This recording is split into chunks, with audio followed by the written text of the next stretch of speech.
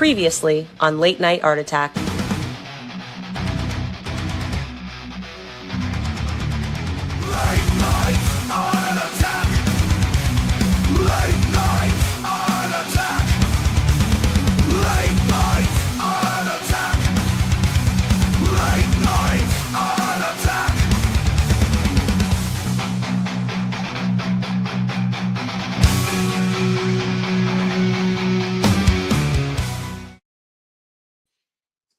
What's up, everyone? Thanks a lot for tuning in once again to Late Night Art Attack. My name is CRoM Hinds. I'll be here with you for the next 2 hours. Now, generally speaking, I'm normally joined by Raul Miss You, but he's got a few personal issues to take care of this week, so I may be here alone for the next 2 hours. I may be joined by a couple of the regulars, guys like Christian and Edwin, but we'll wait and see if anyone turns up. If not, I think I have plenty to get on with. And shameless plug time. Here at Madness Entertainment Group, we got a couple of things going on at the moment. One of which is a tribute book to the late, great Ozzy Osbourne. So I'd like you to have a look at this trailer and then hopefully support the Fund My Comic crowdfunder we've got going currently. So have a quick watch of this. It's great fun. Ozzy, what are you doing? Come and have a look at this lovely book that was sent over. You're wrapping in the vernacular. Oh, go on and spit the bat out your mouth. No one can understand you like that. Say how 5 dentists and all. Oh, well, that's not much better. Ozzy, why don't you sing to me? I can always understand you when you sing to me. Fucking my brains. What is this my publisher sent me? Inked in black with art so sweet. So what do you think? Do you like it? Oh, Lord, yeah.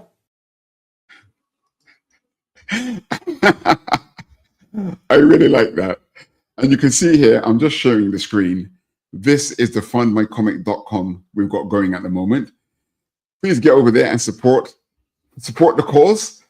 It's called Goodbye to Romance, an artistic tribute to Ozzy Osbourne. It's unofficial, but a lot of the guys here from the Madness Entertainment Group, a lot of the artists here, we all contributed to it. So you'll see here are some of the rewards and some of the variant covers and images from within the book. So you can see some nice looking stuff here. There are some of the rewards. There's the lowest one is $20, and this is not international; it's all American. But if you're abroad, if you're across the pond or anywhere else, get in touch. We can get a copy to you, no problem. And you see here some of the great artwork, some of the different rewards. Awesome tribute book to the late great Ozzy Osbourne, of which I've got a picture inside. If I get time later, I'll share with you what I submitted for this great book. Now, I just heard something here. There may be someone lurking who wants to join the stream. Am I hearing things? No. Looks like it was a false alarm. So yes, so there you have it. The Ozzy Osbourne Goodbye to Romance tribute book, compiled by the artists here, and of course put together by Pops, the man in charge here, and it's really good book, really worth supporting. And so now it's back to me. Oh, I see Edwin is lurking somewhere in the ether. Now, whether or not he's going to knock to come in, that's just reply to him. We'll see if he wants to come in later. Maybe he's tattooing a family. Oh, there he is. Hang on a second. I'm blind. He was there all along. There he is. I did see him lurking. Yes. I was like, wait, he doesn't see me. What's going on here? Wait a second. Let me try and get this screen up here, make it a bit more civil. Oh, it is. There he is, anonymous as ever. Yeah. Let me open up my studio. All right, cool, man. Yeah. I think Raul is got some family business to take care of this week. Yeah, man. Today seemed like an odd day. Everyone's doing weird stuff that just popped out of nowhere, and we're happy to take it on. Bring it, Earth. We know what's happening. No, I'm still getting to grips, mate, with trying to get this a nice screen share here. Like we've got your avatar, we've got me. Now I want to get my screen on here somewhere. They say that's got rid of you. Hang on. Yeah, I'm gonna change that picture. That picture was just to see how it looked, and I didn't have time because it's a little tricky to change the avatar sometimes. Yeah, okay, that's got the two of us there, and that's my image. But I would like to get your image up because you share another screen. Is that what you're gonna do, or are you gonna put it on this screen? I am sharing the regular screen, not the camera where you see me. More only when I'm sharing. No problem. Okay, that should be easy enough. So okay, so everyone, that's me. You can see that's my Doctor Strange. I've been working on this for the last 2 weeks. We had an interruption. Meanwhile, we had Halloween, where I took a break to do a Halloween image. So now it's back to my Defenders versus One Avenger. So we've colored in some of the preceding weeks. We penciled and inked and colored our Hulk. Then we went to Prince Namor, the Submariner, last week. Last week, because those characters are relatively simple, we managed to do all of the color effects in 1 week last week. So it is Submariner and Silver Surfer. So this week for me, it's over to Doctor Strange. Nice. So actually, I'm going to use this as an opportunity as part of my coloring process. So, for example, if I blank out everything here, so I'm going to put a white out. This is everything on top. So those are the inks for his power. I keep on a separate layer. His main inks keyline. Now you notice there's no detail. That is so in a moment, I can come in and paint bucket my colors easily. So my detail is on a separate layer, not my shading. Okay, that's the core detail. Then you got the blacks or the spotting. So all of my shading is on a separate layer. And then my pattern, which is quite extreme, Doctor Strange has got a quite extreme pattern on his cloak. I've put that on a separate layer. Now, the last thing I'm going to mention here is because Doctor Strange is predominantly navy blue, I'm going to actually fill the right out with blue. That would save me laying that color because a lot of him is blue. So I'm going to do that. And I'm going to switch off all of my detail. I change my color there to the blue that's being used. And next, I'm going to apply my reds. You can see my layer there. I'm going to make it red. It's easy to follow. I'm going to choose not too saturated red here. Paint bucket. This is why we keep those open areas. We keep our shading on separate layers. I can just come in here now and sorry about that. Refer to other layers. And we just drop that red in there. Okay, is Edwin showing anything yet? No, he's still keeping things. No, I am showing something. Are you? Oh, yes, another screen at the bottom. Hang on, let me add it to the stage. Yeah. Oh, so let me move mine from the stage.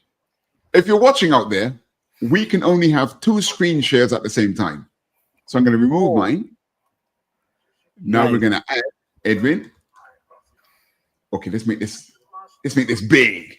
I need your face. Oh yeah. Okay, this is. No, I'm quite a conservative artist, right? So you can see the title on the screen. What this is called? Sorry. It's called Death Tease. Oh yeah, you showed us some of this last week, right? Yeah. Let me bring up. Okay, here we go. You see it? Do you still see the Death Tits page up? Yeah. Okay, because mine wasn't showing on screen.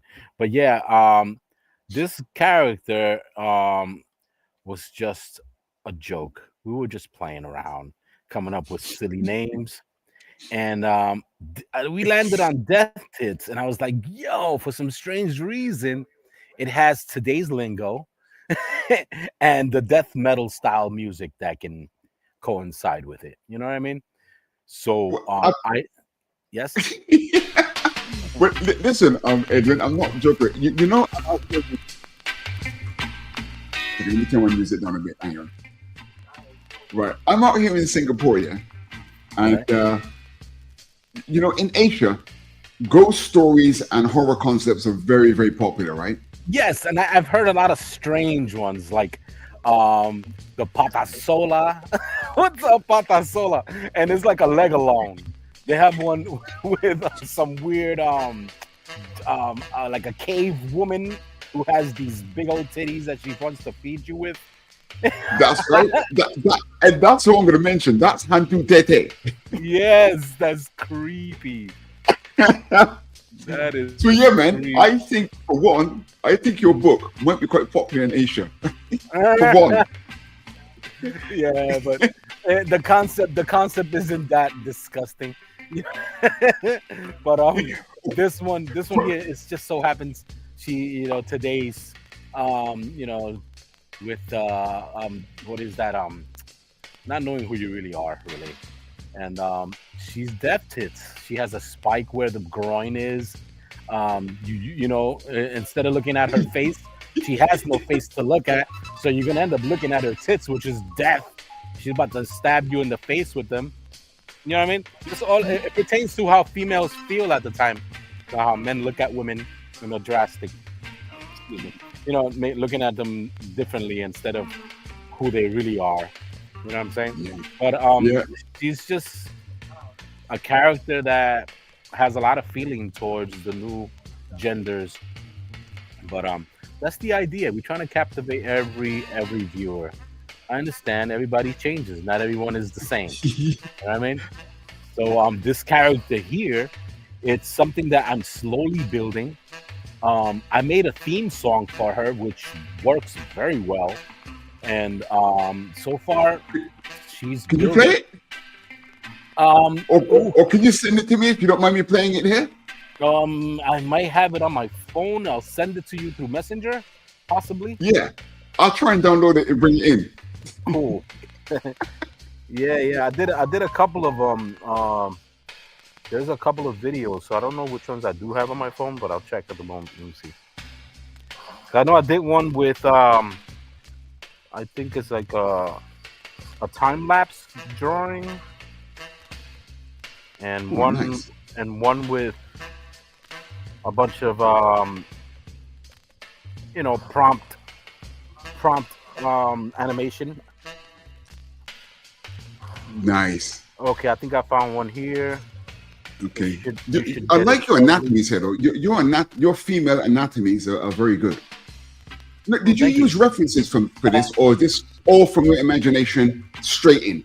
Yeah, straight in imagination. I try to mimic certain styles of today because a lot of people do. They're all gravitating towards the animation style, the anime look, and I try to implement that in this by giving her the big eyes, the small face with the, the hentai body. Yeah, That actually works. No, it captures. That's today's, man. People don't care about a story and they want to just have something to talk about.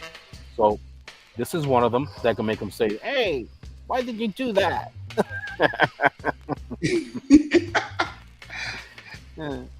It's cool, Man, you man. can't do nothing better. What do you mean? What's wrong with it? What's the issue? It's a cartoon. Why are you so upset? It's a damn cartoon. You don't like it? Next. Press next. Well, I was at a show a couple of weeks ago, and Christian, I streamed some of the stuff that I was doing there. I was doing an art demo, and there it was a gaming competition of Street Fighter. Yeah. And some of the dimensions of the females in Street Fighter, are similar to what you got going on there. Very powerful, Yes, I You love know, Street Fighter. I play that on a constant basis. It's yeah, ridiculous. I can see it in your influences there. Nice. The artwork is incredible in that game. It's ridiculous. Absolutely The brilliant. artist, he's amazing. Yes. But I had a very upsetting experience, man, Edwin. What was that? Right? What happened was, I kind of like. Do you remember an artist from the '90s called Jeff Matsuda? Ooh, sounds You know familiar. him? Sounds Right. familiar. Okay. Right. Now he did most of his work on a comic called X-Force. Oh, And okay. okay, now you probably heard of Joe Madureira. Right. Yeah. And Joe Madureira Yes. back in the '90s, he was very influenced by manga, Yeah, right? Yeah, he was the hot stuff, and then he dropped it, and he decided to do video games, right? That's right. And Jeff Matsuda went into animation design. He did the Jackie Chan adventures, right? Wow, And that was great. no, I really liked what they were kind of doing. And and when I moved to Singapore, of course, my artwork started to change as well.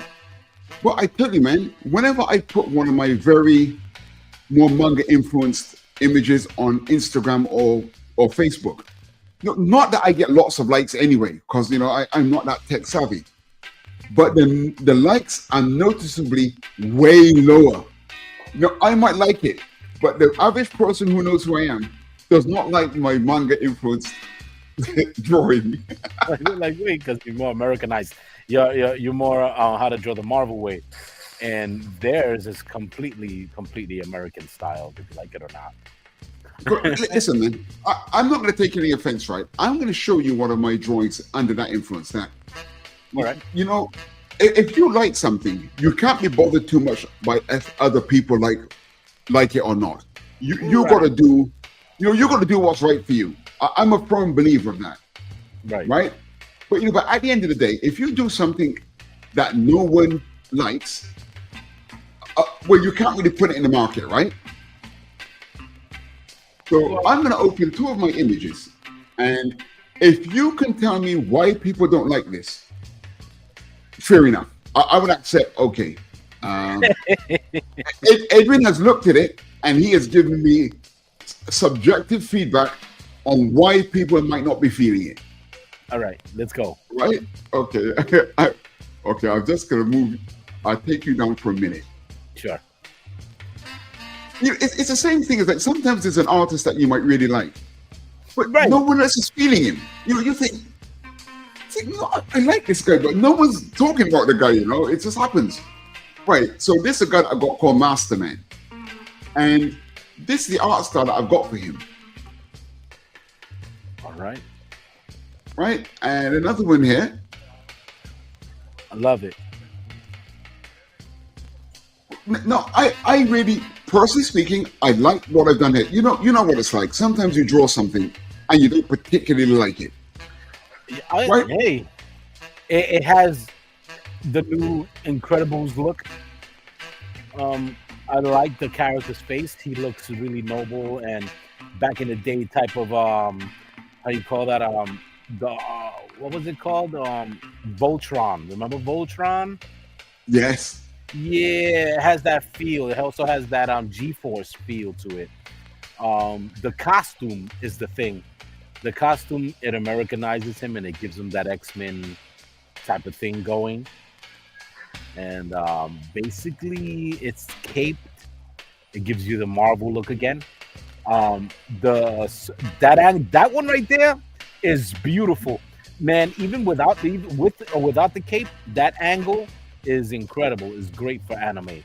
People love those overhead shots and the big old muscles and the reasons why this guy is the badass of them all. You know what I mean? Yeah. But yeah, I love his face. His face is great, nice.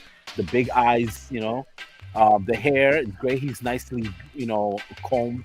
No hair wall out like a Goku or anything, but he's clean cut. I like him. The M, it looks great. The way it glows, I think it works. That white and yellow contrast is like beautiful. I don't think there's anything wrong with this character. I think it's just the poses. Excuse me. The poses. If you put more anime poses to your character, you're gonna get that anime poses, and people are gonna gravitate towards that. Oh, it's anime. You know, anime has a certain look. You know what I'm saying? So if you end up doing an American style comic book, you'll know the difference between an anime and how to draw the Marvel's way. You know, it's all about them angles. But I think this character is great. I don't see nothing wrong with him. Just try to get those anime poses down, because if you don't, it'll look Americanized. That one there, that pose is perfect. There's nothing less than perfect on this. You could put this in a 3D generator thingy where they make sculptures with the 3D machine and stuff like that. And I think you'll get an actual figure out of this. You know what I mean? Right. I'll try that. He's well proportioned. Everything is just right. The size of his calves, the overhead shot, it has the angle is just perfect with the triangle. You can see the top of his head down to his feet, and nothing looks off. Everything looks just right. You know what I mean? You got the line work to this? I forgot what, sorry? Do you have the line work to this? Yes. The pencil's in a separate folder. Hold on. I can't remember how quick I sketched it, so Nice. That looks so beautiful. You see how? Oh yeah, this was done on paper. Yeah. See how certain things change when you gave it the colors and the neat. It has a different feel to it. This pencil work looks amazing. When you put the cartoon line work and the cartoon colors, you know, it gives it a whole new look. I think another artist who has a different style would make this look different, as well as you would. You have your style. Someone else's could give you a different style, where it's just mainly outline, less detail, and just straight up color. You know what I mean? On how they do the anime. Yeah, anime has less detail, more shape. You know what I mean? And that's basically the difference. The heavy shading is what makes this Americanized. But I think that was part of the success of the guy Joe Madureira. It's whether or not you can bridge those gaps. Is it possible, or must you go more in one direction than the other direction? Right. Like I said, if someone else were to ink this in just a single outline, you know what I'm saying, like that calligraphy pen line throughout the whole thing, and just straight up color, it would look like an animated cartoon. But if you want it in a comic book style, you can add all that detail and make it look awesome. Okay. You know what I mean? Okay, there's my basic inks. Nice. That's clean line work. Beautiful. Yeah. If I were to do this my style coloring, I would take a gray. I would put the gray all around the body. And then I would take another gray tone and drop all the main shadows. Every shadow that's in will make a shadow all over his body. Then I take another darker one and go where the heavies are, and he'll be like a gray, what do you call that? A primer, like you would be a primer around him with all the shades where they land. You know, soft shading, nothing hard. And then when I throw the colors on there, the colors will start to vary from the shades that I gave it, and the light areas that I didn't touch with the shading. The colors will start to darken and lighten on their own without me having to change to that color. The shading itself will give it the proper shade color that it needs to show the difference between yellow, a dark yellow, to a light yellow. If it was red or orange, you could see the dark red into a softer pink until it just disappears into a white. So depending on the shadows, right? And you right. Okay, the thing is, right, it sounds like if you've had some formal training in coloring, or you know the fundamentals. Well, yeah, that what happened was that I'm an airbrush artist first. I've been airbrushing since I can remember, man. That's what started my journey. From there on, I was just making, money as a young kid, airbrushing t-shirts and doing airbrush, storefronts and stuff like that. And it was always like a learning curve to everything. And I would find information, read magazines, and stuff that you into, you go look for, And Hmm. I started to learn the color wheel. Once I learned that color wheel and how paint works, man, that gray was amazing. Because when you throw your transparent colors over gray tones, you can see the difference between all the shades of that color. So I apply that idea to the clip studios, and it works the same way. Okay, I've got no experience of that. What you're describing there. Um, I kind of understood what you said a bit, but not 100%. Have you got any illustrations that you've done that you can actually demonstrate Yes, that here to the audience? yes. Um, I'm gonna have to go to my file here and open something that's already done. Um, Okay, you have a quick look for that, right? I find that so, uh, that's some interesting knowledge. What you just mentioned there about well, using having the understanding of color is one thing, but the way that you're describing, I think would be interesting to share with people here on this stream. Let me see if I know I did one for Zapho's character. Let me see if I did it the same because I like the how you call that, the format that I like to use where I go by layers and shadows and all that. I'm gonna see if Hmm. I'm gonna see if I have it here. I should be able to. I'm Yeah, gonna have man. As to soon turn as they get, all I'll let you know. I'm going to put it on screen. yes, I'm gonna turn off all these little things and show you from beginning.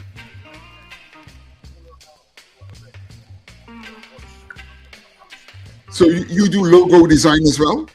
I love it, love it, love it. That's my thing. I love doing logos. I love doing titles. I like doing comic book keys. I like doing comic book titles. I love designing lettering. That was my love. I used to do graffiti, so all that stuff falls into play.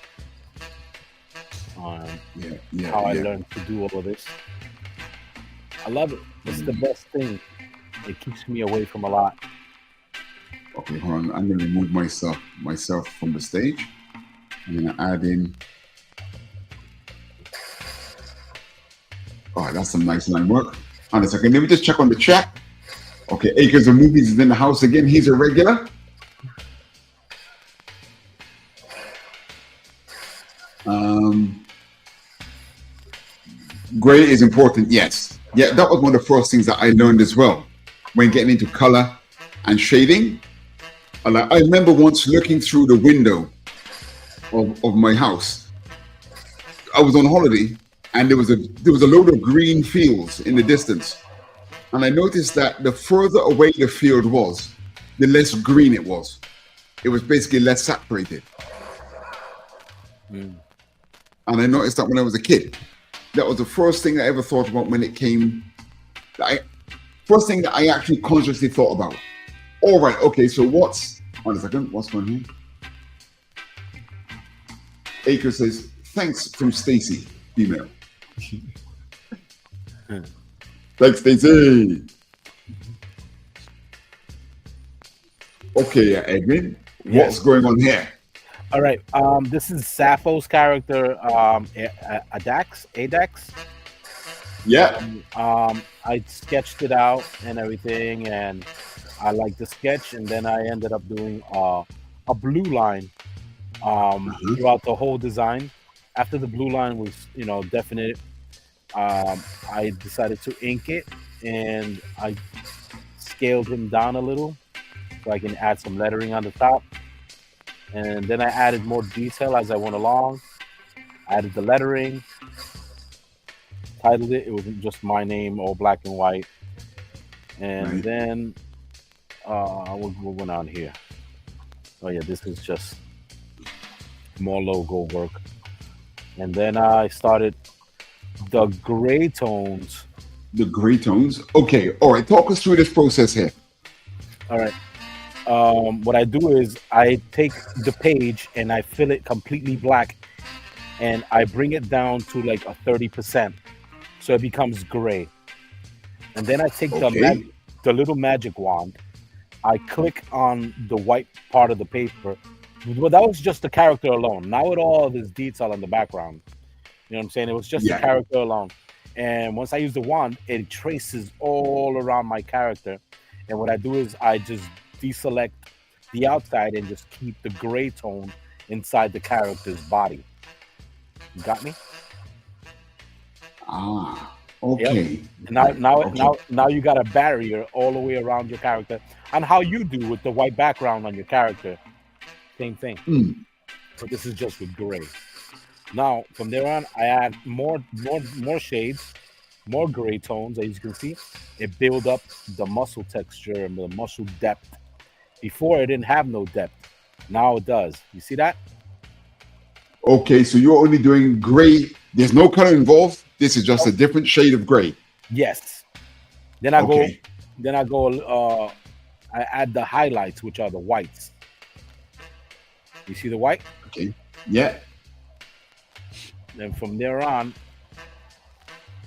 I start to add the skin tones. And look, already it gave me the brown tone and the flesh tone Yeah. with one color. This was just one color.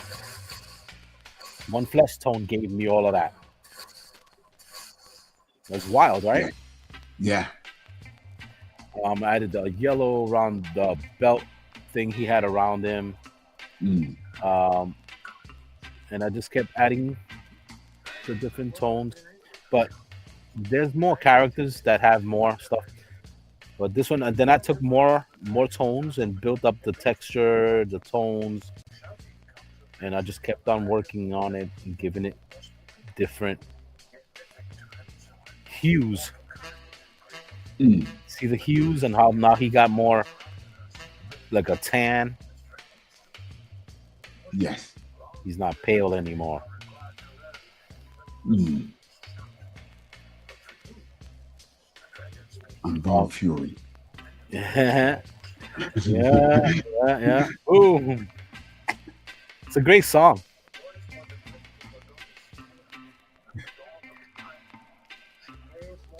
Oh yeah, look at that, the fiery lettering. All right. What's the what is that shape? Oh, that's a head icon in the wording, right? Yes, that's the logo that he has on his chest. Right, got it. Nice. What is that character? Is there significance to that head?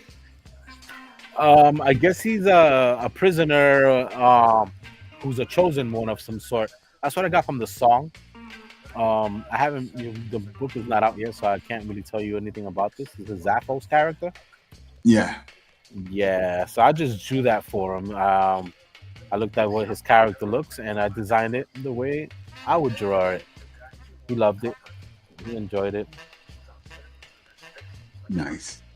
Well, okay, and the debris on top. Yeah, so that's the finished look. That was just fun during one of the streams that we were doing. Nice. I got a lot of other stuff that might show a better step by step, but they're in what do you call those things? Those time lapse videos, the ones you do. Yeah. I love doing that stuff. That stuff is fun. I'm actually doing one of those as we're doing this. I time lapse all of these things. Yeah, but I think Edwin, not Edwin, sorry, Raul. Yeah, I think Raul avoids it because it takes up a lot of memory. Getting old, man. If I play soccer, right, and my nickname in the group is Joe Biden. Like, yeah, that'll do it. He might be confused. Who is that guy? What is he I saying? don't know. Yeah. So is that a variant cover for Christian? I'm not sure. I just drew that for him. Hopefully, he does use it. Nice. Yeah, it's very solid. I like it. It looks. It might be a thing. You know, if he puts it through, people might like it. But hey, you never know today. Yeah. People don't know what they want, and it's the weird times we're facing at these times with the fear. Everyone's afraid. They're like, "Oh, what's wrong with our Thanksgiving? It doesn't look like last year's." I'm sorry, man, that's a bad joke. You know what I'm saying? I don't know. We should just buy more comic books. Yeah, that's the answer. Yeah, absolutely. 100%. That's the answer. Buy more comics. I heard that comic book sales are quite bad at the moment, right? Yeah. I drew this character from the movie Weapons, and Oh yeah, okay. I missed that movie. I heard it was good. yo, it's trippy, man. That movie is just crazy. Have you got the drawing there? Of the Yeah, I character? kind of. Yeah, I did my own rendition from the movie because that movie was just wrong. Oh right. It's a terrible movie. Like, if you have kids with common sense, it's okay. But if your kid doesn't have no common sense, don't watch that movie with them. Okay. So it's quite a dark movie then. Yes, it really is. Oh, I didn't get that. I didn't realize that. Yes, it deals with a lot of mutilation, children, and voodoo, and disgusting overtones. The only thing is they try to captivate the people with the story, which is a little kid telling it. And in the beginning, and he says that one day, every kid in the block just got up during the middle of the night and ran off like a cartoon. And as you see the kids running, you immediately know what cartoon they're talking about, which is Naruto. Remember the way they were running with their arms back? Yeah. Oh, right. And, yeah, they run funny. So these kids was doing that run. You know what I'm saying? And they all went to the witch's house because apparently the witch had bombarded this family, and they were confused. She manipulates them because she's an old lady, and everybody tries to be respectful towards her because she's an elderly, but she's manipulating the situation to catch you off guard to do voodoo on you. Yeah. Right. Dirty, yo. So she does that to some family, and she ends up getting possessions from them and doing her little voodoo stuff to it so she can control them, you know what I'm saying, and mooch off of them. So she puts the fear in this little boy, telling them that she can make the kid's mom and dad do whatever she wishes. So she shows that to him, and she makes his parents stab their faces with a fork during dinner, and they have no reasons why they're stabbing themselves in the face. They're just nonchalant stabbing themselves in the face, and the little kid is freaking out, telling them, "No, stop, no, don't do that." You know, the little kid's like, "Wonder how the hell are you managing to do this?" And the parents is just there, like stabbing their own faces, like what? Right. Yo, so she scares the hell out of this kid and tells him that if you want me to get better and leave your family alone, I want you to get belonging from all your students in the class. So the kid follows the directions, and before school has started, this nice teacher, she's a nice little old teacher, her classroom, she had everybody draw their names and stuff and put it in the little cubby, the little boxes where they put all their belongings are, Mhm. So that it belongs to them. So they use that as uh, something, the catalyst to control every student. So he grabbed everybody's names that every kid drew. They had their essence on it. So he brought it to the witch, and the witch woke up all those children, and they ran off into the darkness, and they went into her house, and she locked them all up in the basement. So one morning, the school starts, and the lady's classroom is empty, and she's wondering why. And there's only one kid in there, which is the kid who's being tormented by the witch. So they're wondering what's going on, and the detectives and all that trying to figure out why only her students, and they don't know what it is. They calling the teacher a witch, a bitch. A lot of people, the whole town is depressed. Yeah. And the movie just progresses from there to the point where some crackhead finds the house where all these children are, and he wants to get a reward for it. No, but again, it's a great film. You should watch it. I only skimmed off the top because the majority of the film is exhilarating. It's one of those movies you either watch by yourself or with older group. I suppose that guy met a bad ending. Oh man, that's crazy. Yo, I don't want to give it away because it's like, wow. Yeah. You haven't watched it, so I just gave you a nice little quick synopsis of the beginning, because that's exactly the whole beginning. Yeah. I want to see it.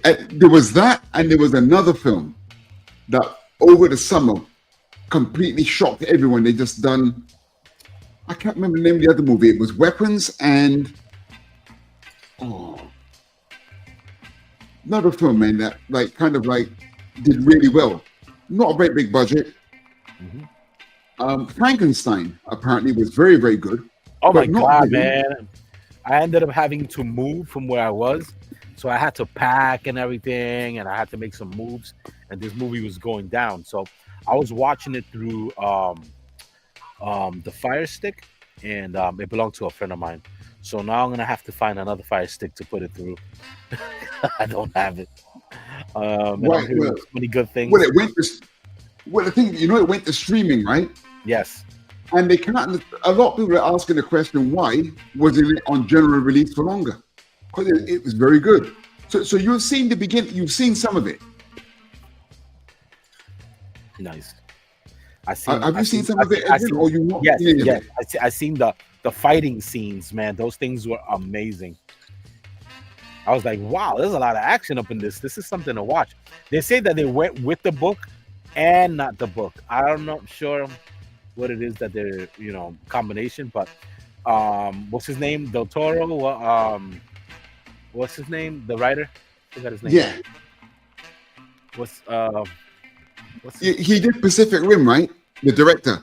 Yes. Not Benicio del Toro. The other guy. I forgot his name. But anyway, he's great. He also did the Cabinet of Curiosities. Yes. Yeah. Yeah, I kind of like that. The Cabinet of Curiosities was freaking awesome. They had a nice little story there that was pretty bugged out. There was one where some lady, she was taking care of something, some ritual, and she was getting too old, so I guess she found a storage room that she was paying for, and the people that owned the storage place ended up selling this place. So they didn't give her an update. So the guy who bought the place, the storage place, he ended up, trying to find if he found anything worth money or whatever the hell. And he opens up that place that the lady stored some ritualistic stuff that shouldn't have been tampered with. And he releases some sort of demon. Yeah, I watched that series, but I'm just trying to remember that story. Yeah, I remember that one now. Yes, that was creepy. You saw that thing that was coming, and it just came around the corner. That was the creepiest part, yo.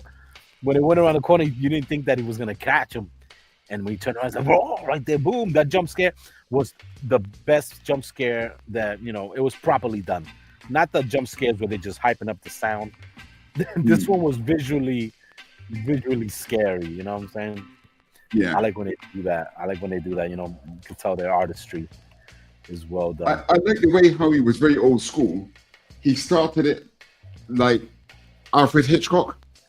Yes, I love Alfred. You know, a bit of narration at the beginning. Mm-hmm. Yeah, I really like that. Yo, Alfred Hitchcock movies, yo, they were a thing to watch because it was rare when it came on, and if you caught it, you know what I'm saying, you would sit there and actually watch it. You know, The Birds. That's what I always remember. It's hard to believe, right? You think of how old that stuff was, right? How clever those guys must have been to have done that. You're talking about like 70 years ago, you know? Right. You know, it's like they had this enlightenment, like to like, okay, we have something that can record footage in time and replay it back. How freaking, you know, that's powerful to me. You know what I'm saying? Because it's magic. Like who invented that? How did we get that? Television.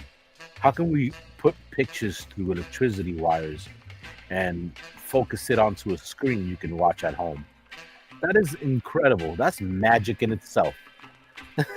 You know? I know what you mean, man. I often look at some of the things that surround us, and I spend most of my time not enjoying them. I spend most of my time wondering about them. Yeah, analyzing them, right? Yeah, like, analyzing them. Yeah. Yes. Oh, okay. My son's doing computer security.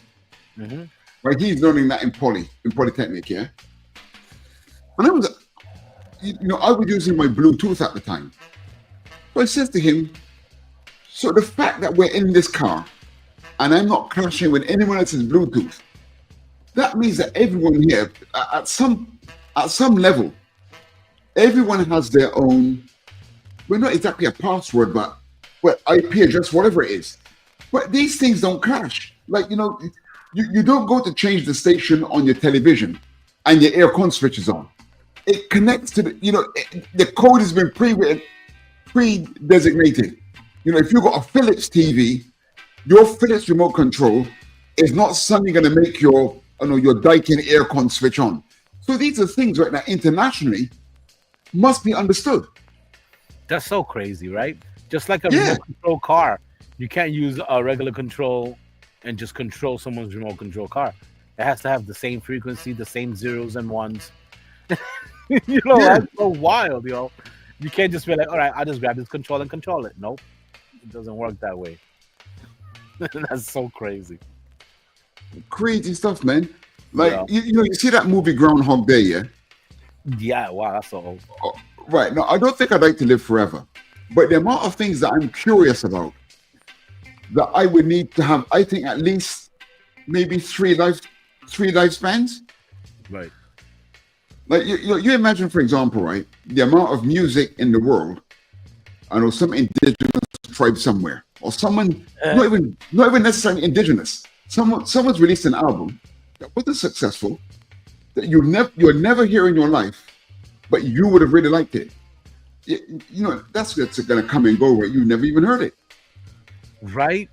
It's like, imagine if the satellites were that strong that they can pinpoint a segment in time that wasn't predetermined or prepared, and it was just the most outrageous thing. And since you didn't have anything to document it, you lost it. Yeah. The worst. I wonder how many times that happened. So like, yo, man, we need somebody around that can write. We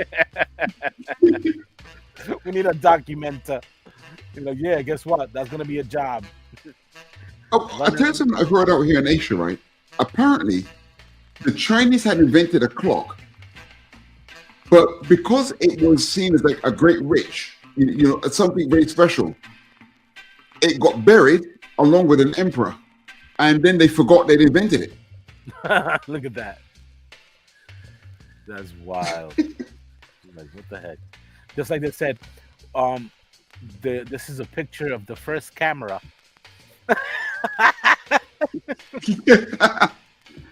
Man. Like, wait, that doesn't make any sense. How could that be the first picture of the first camera?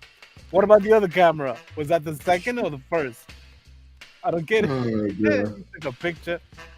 of a camera, the first camera. Like, I don't know how you did that. Yep. It was like a picture of a photograph. That's wild. Jeez. Yo, there's so many things that I'm sure we lost documents of because we didn't have anything to document it, and then it got reinvented, and Yeah.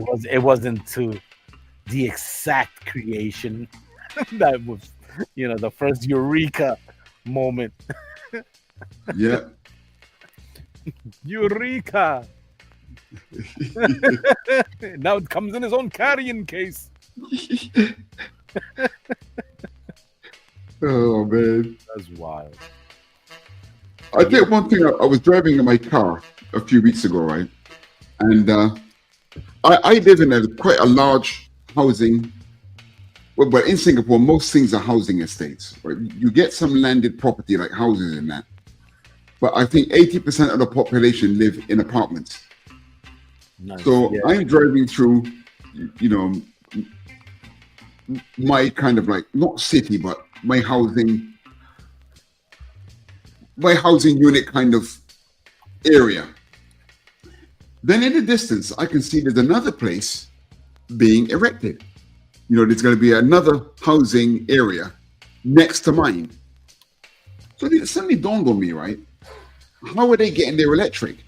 What I mean is, when you finish building a town, right, you got the edge of the town, the furthest most point, yeah? So you think about it, the water, all the pipes that lead to the drainage system must at some point be stopped. There must be an end to it. And the same with the electric grid. But if you're going to add on another town, that means there must be a way to join on to the edge of the grid.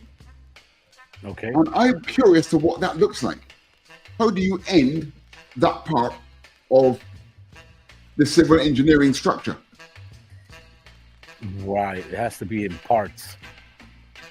And Yeah. I guess the other parts, electricity plays a weird way sometimes, And there's a lot of things they're not going to tell us.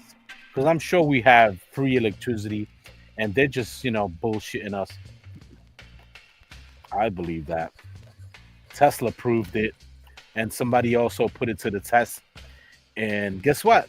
It proved correctly.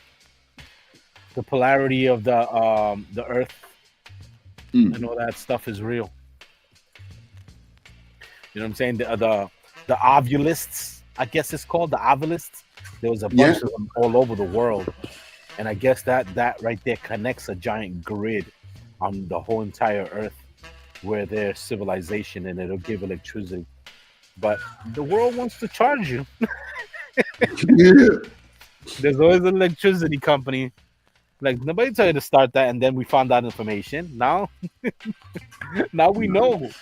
Especially those people who do what is those things, the panels, the electricity, The solar panels. Yeah, them solar panel things, man. That's Yeah. brilliant. That stuff is brilliant. The thing that I can't get my head around, there's something called rare earth minerals. Yeah. Right, what's that about? I mean, why is it rare? I mean, why is it in one part of the world? Because You mean there's it's something fossil in the- fuel. It's fossil Sorry? fuel. It's fossil fuel. What? And you only find it in places like China? Well, I'm sure they find it in India as well. But they say that it's also a lie. I'm not sure what it is. A lot of things have changed because they were saying that fossil fuels coming from dinosaur bones. Yeah. That's crazy. Are you serious? So what happened to all of that? Are we still using fossil fuel? I don't know. That's amazing, right? That they come from dinosaur bones. I mean, I don't know if that's true. Yeah, those are the minerals and stuff that was left behind by these giant freaking reptilian monsters. I don't know how big. You've been to a museum, right? And you see the dinosaurs that they have. Them things are they're massive. Like a toenail is the size of a human. Jesus, man. So those things were like, oh my lord, they must have been like tilting planet Earth, or they impacted a lot of the structures on planet Earth until they were eradicated. There just needs a giant reset button because they become bigger than they should. Yeah. A giant freaking dinosaur takes a giant bite out of Earth. Oh, done. That's what they were afraid of. Now these dinosaurs have no control. They just keep getting bigger and bigger and bigger. They're gonna tilt us off our plate tectonics. Well, I'm wondering why they shrunk. I'm wondering why dinosaurs became small. Yeah, they had to be resetted. I think because of that reason. They became too big and humans weren't gonna be able to live. Yeah.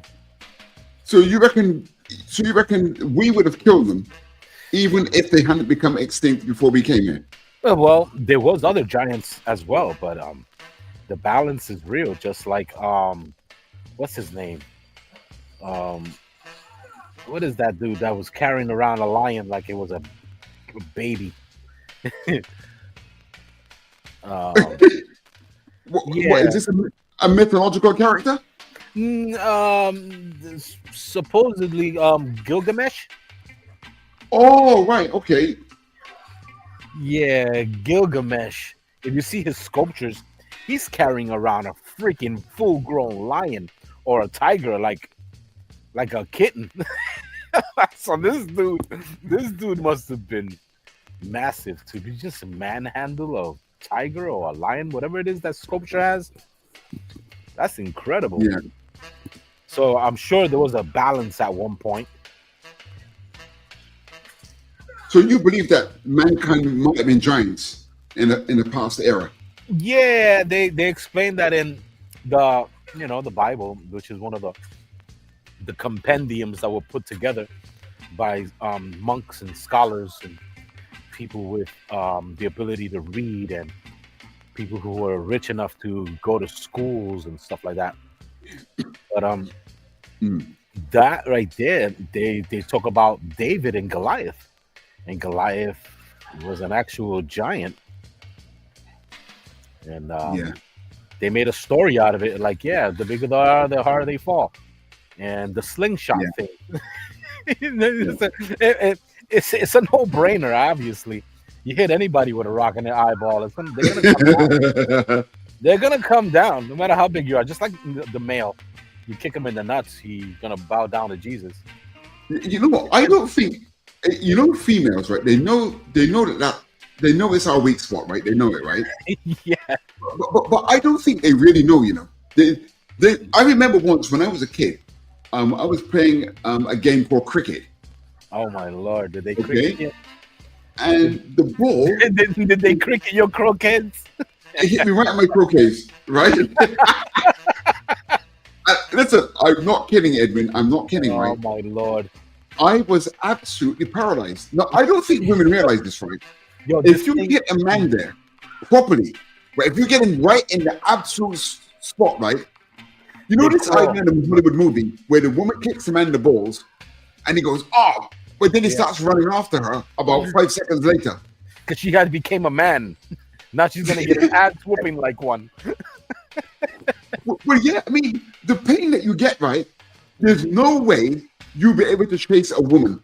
No, man, you black out. You black out, and sometimes you have to hold your composure and curl like a little bitch until your balls drop back down, and forgive her for her living today. Well, I tell you what, I know I was on the floor for at least 5 minutes. I was almost paralyzed. Yes, man, that's like the most ridiculous thing in the world. Like, why would that's a faulty? That's like a hard reset. Yeah, I think it was put there by God. Yeah, it's like, all right, dude, you ain't that strong. Watch this. Oh my Lord Jesus! Jesus, man. That's crazy. Imagine that. That was the torture device that they had for instead of a electric chair.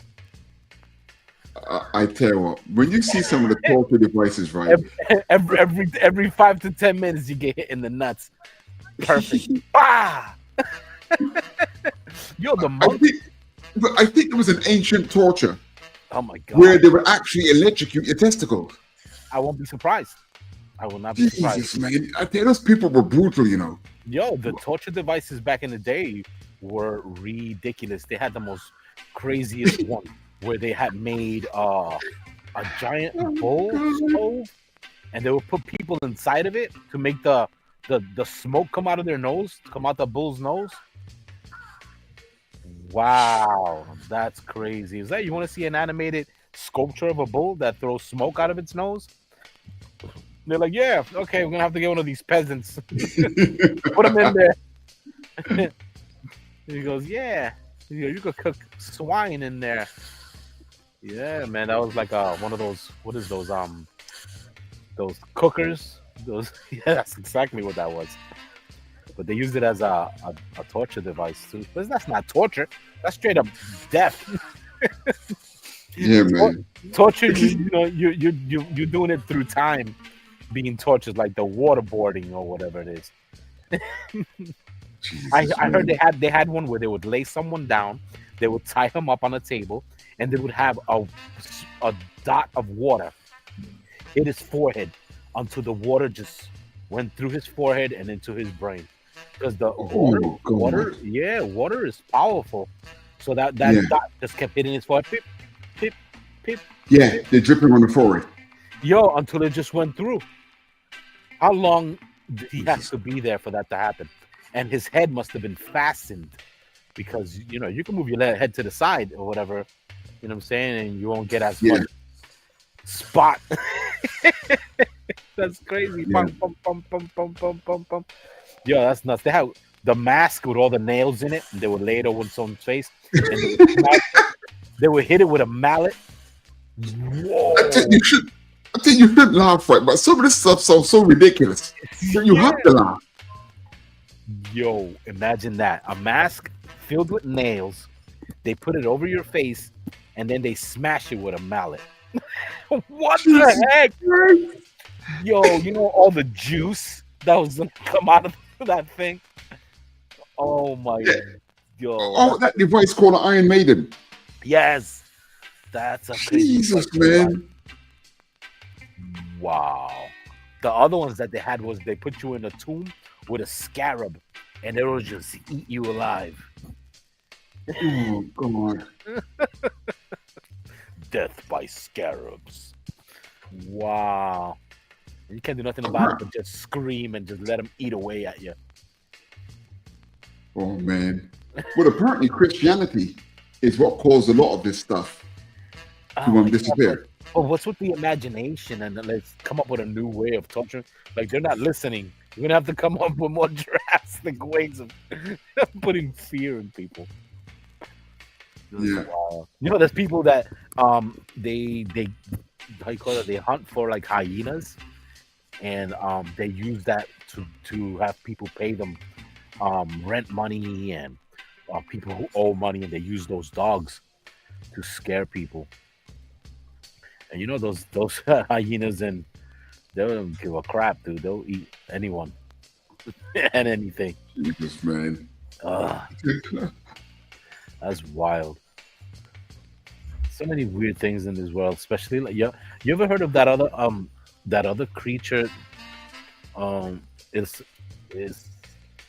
It throws acid on its food, and it eats rotten meat. An animal. Yeah, it's in the reptilian family. What is it? I know. I've not heard that before. Yeah, I think it's a Komodo dragon. Okay. Well, that is brutal. Yo, I saw a miniature Komodo dragon, and it was intimidating. That thing, it started to hiss, and his neck just sprouted out in a black shiny color. Yo, I was like, okay.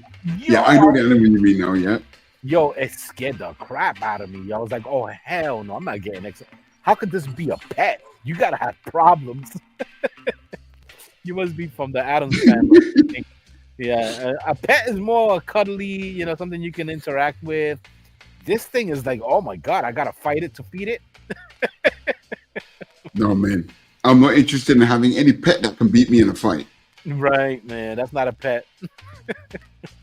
Nah. I want an orangutan. No. Or a chimpanzee. Yeah, a chimpanzee, man. I don't think they should be pets unless people who have them. You shouldn't have a pet chimpanzee. They grow up. They grow up to be large, and they're animals. You don't want them around humans because they're gonna get sexual. You know, it happens. Right. Yeah. Right, yeah. Yeah, they can be pretty aggressive. Oh, of course. And they need their own habitat. Maybe, visit them every now and then. That'd be cool. But capturing him, leaving him at home? Nah, he's not going to get no job or whatnot. You're going to give him a shape up, make him look like a human. That'd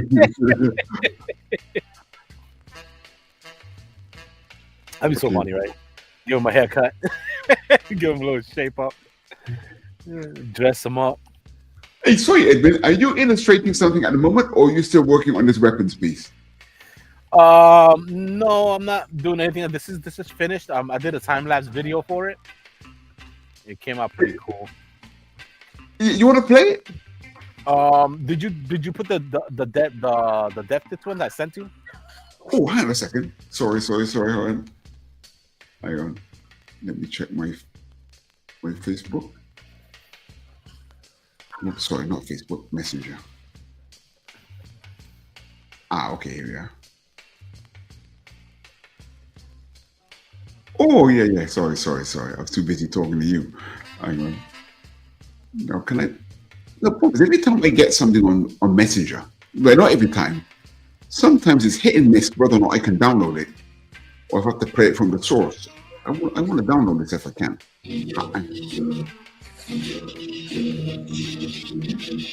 Hang on, right?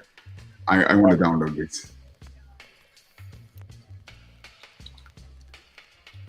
Okay, you can't talk for a minute. I'm going to try and download this so I can play it properly. All right. Is that an AI track that you've written? Yes. You know what? I have to confess, right? I do like me some AI, Yo, man, I understand. It's so much. It's addictive. It's very addictive, especially with the song stuff. Man, I try not to, because I'm like, oh my god, this is just gonna ruin it. It's gonna ruin it for a lot of people who are in the music industry. Listen, Edwin, let me explain something to you, right? I used to play drums from the time I was a kid, and the drum machine came out in the early 1980s. Digital put me out of work a long, you're talking about 40 years ago. I felt the brunt of a machine already. So I didn't have to. So then I got good with drum machines and programming. And then I taught myself some basic guitaring and keyboard playing. Nice. But to me, it's all the same. Now, the way I look at it is this. I wanted a reggae track for my end credits on my art stream. Right. Now, some of my favorite reggae musicians are either passed away or they're based in America or Jamaica. Okay. I've got no chance of collaborating with these guys or musicians of that standard. Well, yeah. Right? So the way I see it is that if the track that I came up with, even the track, even the theme to Late Night Art Attack, I've got no chance. Okay, Lemmy from Motorhead has already passed away, right? But I've got no chance of meeting musicians of that standard. I mean, how am I going to get with a bunch of guys as good as Motley Crue? Right. But the thing is, y'all, that it's addictive, man. They do a wonderful job, even for the free ones. And they gave me at least 3 different free songs to choose on. And that's right. And then the really, really good one, they want you to pay money for. But I was satisfied with the free ones. Yeah. I was like, yo, these are not bad. These are hard to freaking pick from. You know what I mean? Yeah. So I was like, man, this is addictive. And I was like, so hey, man, I'm gonna write a bunch of cool songs. And I went, oh, I remember when I used to write rap songs. I'm gonna put it in to see what it sounds like, you know? Yeah, man. You're like, oh wow, this is sound. I had another program where you could record your vocal sounds, and then have the AI sing it for you. That was Yeah. that is the Listen, I tell you what, right? At the end of the day, the same thing is going to happen is what happened with digital art. If you look at Alex Ross, right? You know Alex Ross, yeah? Oh my god, yeah, I used to like him Right. until I found out that he was a hole. Yeah, Okay, I didn't know that actually. yeah, But- man, he's full of himself. All right, okay. But you see him. He is a traditional watercolorist. So he did that stuff on paper. So when he went digital, he was still the best.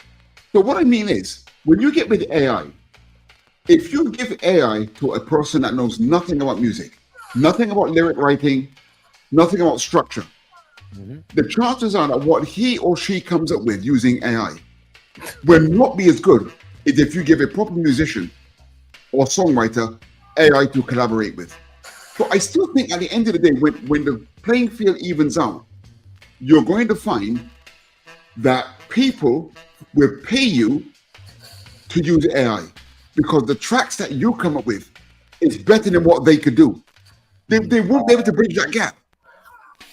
Right, but then it also comes down to what I was saying. Like the first eureka that you come up with and you try to replicate, you lose something from it. So let's say if you were to be like the best prompter, it'll always be the original design idea that the computer had generated for you from what it's learned on the formats that is being used to create such a genre. You know what I mean? So Yeah. it already knows, it's mastered that technique. It knows what sounds good, how to level out a track, how to master it, all that stuff that people have learned to do. Now the computer takes it as like, this is the way it's done.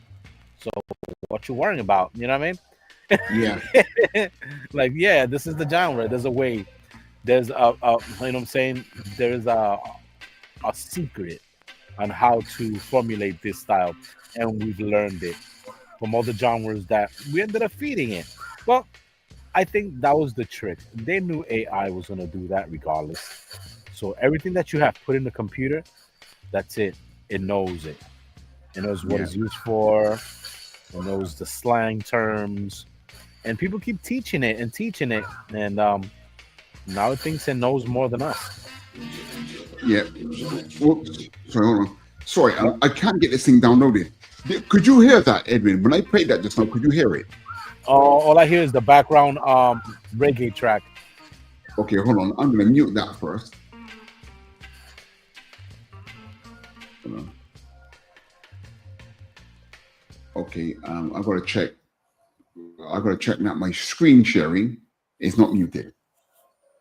Okay, can you hear this? Yeah, a little echoey, but it's fine. It's echoey. Okay, that means you're not getting the proper signal. Let me turn my speaker down.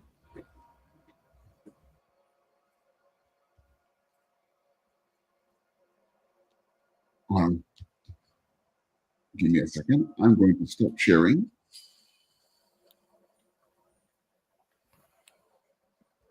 Let me go into my screen share again. Some screen that you share audio, look for share, follow these steps. Hold on. Okay, I want to try and keep audio. Window. Share a tab. Okay. Okay. And this is no Facebook. Why is it letting me share this one?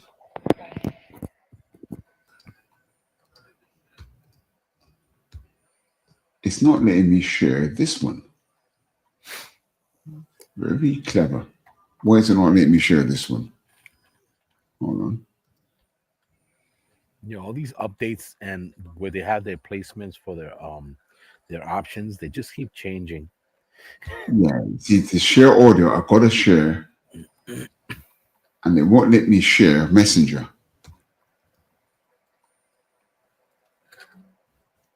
The three little dots. Keep going on the three little dots on top. See, I went to download it, but it was taking forever. Oh, that's wild. It was taking forever to download. It's not So I even want to that play it long. to my desktop. It's really not that long. Yeah, I think it was a glitch. I don't think it was really taking that long. It's just one of those things. Oh man, why is my tab not here? I have Agamotto. Wait a second. It's showing all of my tabs except this one.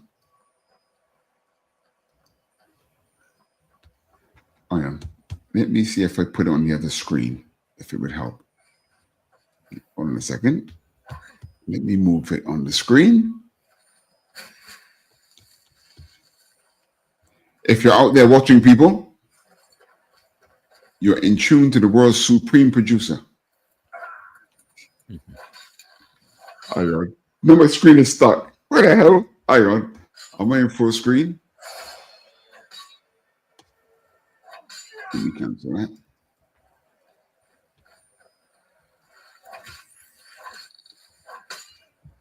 Hold on.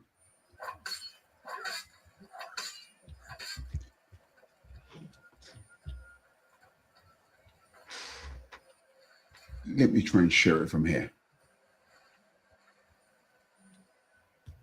Okay, Edwin, can you still hear me? Yes. Okay. Hang on, right? Let me try and share it from the screen, see if it makes a difference. Let's see if it makes a difference. Share screen.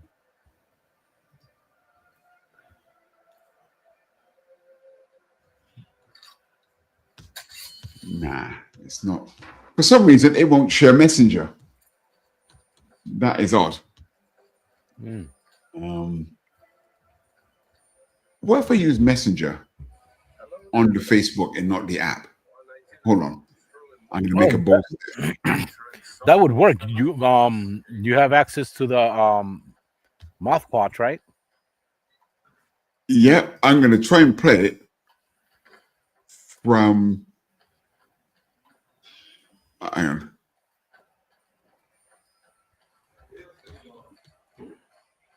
Facebook.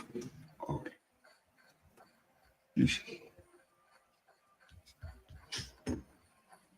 Okay, hold on.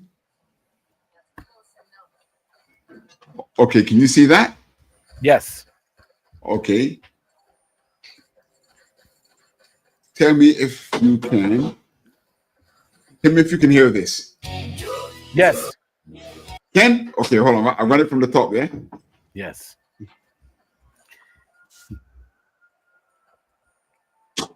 Ladies and gentlemen, Death Chest. Here we go.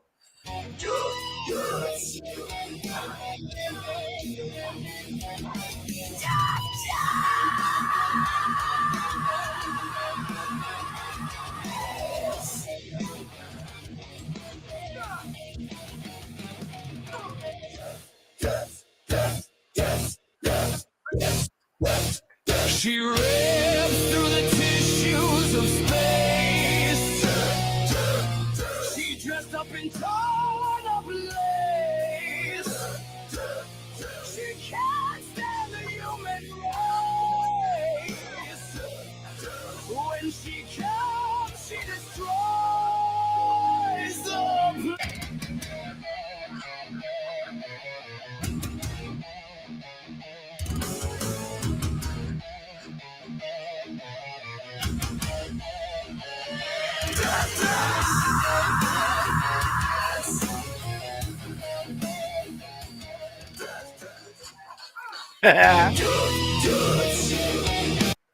Edwin, that is absolutely brilliant. Right? Thank you. That was absolutely no. You see, the thing is this, right? Do you play music? I mean, are you a musician? Yes, I play the bass. I play the piano. You give me an instrument, I'll learn it. Right. Listen, I got goosebumps here, right? It is obvious that the person who did that was a musician. That's the Yeah. difference I'm talking about right there. Right? That came out so great. Sometimes things happen, you know what I'm saying, and you get that epiphany. Yeah, this is another one, right? Yes, yeah, because I just kept trying to do. There's one that has the little time lapse drawing on it, and one that has an animation mix with both. Okay, ladies and gentlemen, here's version 2 of Death Kids. This is way better than the other way.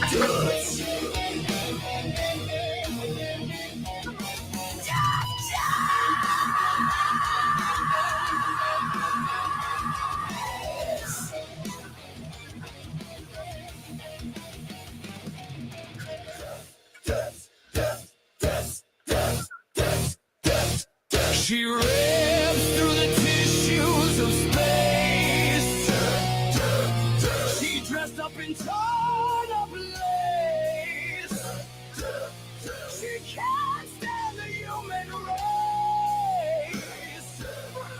When she comes, she destroys the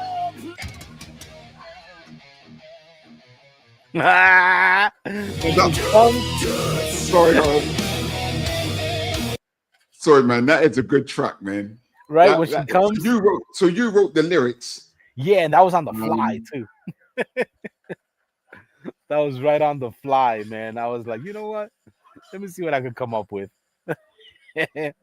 I enjoyed it. No, very good, man. Very, very, very good. Yeah, I like the vocals that they use. He sounds so what's this guy from Queen? Yeah. Right? Now, you see, the way I look at it, Edwin, is if you had all the resources in the world for you to work with, you'd go and find the person. If you can't do it yourself, you get with a band who can play music to that standard, and you pay them. Right. But you imagine finding a band and a singer to that standard and the resources at your disposal. Mm-hmm. Most people can't do that. Right, man. There's people who, you know, they can from the back, the backseat drivers. You know, and Yeah. there's people who actually do the walk and the talk the talk. But yeah, man, I love the character, man. I just hope something happens with that because I need to have a product. Yeah, man, because you don't know what these kids like today, man. It's so weird what they like, you know. Oh, dear. So weird what they like, and you know, her name might sound provocative, but she doesn't look too revealing. You know, she's covering it. She's covering it with spikes. I like it. It works. Good, man. Good stuff. Thanks. Right. When I was much younger, I used to play in a lot of reggae bands. I do some reggae DJing out here in Singapore from time to time. And for the end of my own stream, Super Saturdays, I wanted a reggae track, but you know, I'm not with my band anymore, so I took a while to put it together. But here is the end credits to my stream. That's at 6 p.m. Yes, anyone watching now, I'll be back later at 6 p.m. with my Super Saturdays draw along, and this is the end credits track that I did with AI, and it knew what I was thinking. I had to keep putting the prompts in because of the style of reggae that I wanted and the lyrics that I wrote, etc. And it understood. I went through this process many times with different musicians, and the AI was like my band, and it got very close to what I was thinking. I'm going to play it now, yeah? Nice. Super Saturdays. Super Saturdays.